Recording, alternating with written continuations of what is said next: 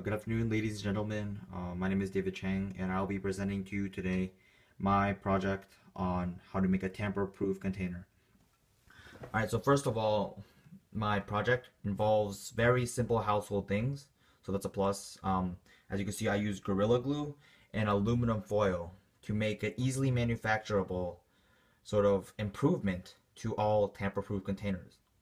So nowadays, you see most tamper-proof containers, such as when you open a pill, you have that little tab, or even like when you think about when you put it on toothpaste or something, you have like this little tab that can be easily glued on if removed.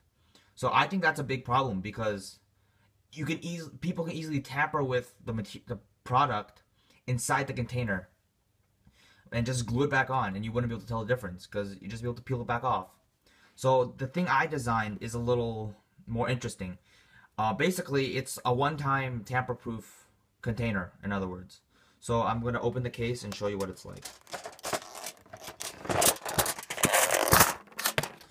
So you see how this is just aluminum foil, your standard everyday Reynolds wrap aluminum foil.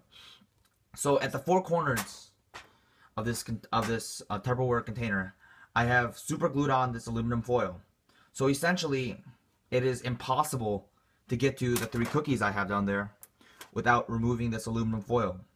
So I'm gonna test a few things out. So the first thing I'm gonna test out is puncturing it to get to the food.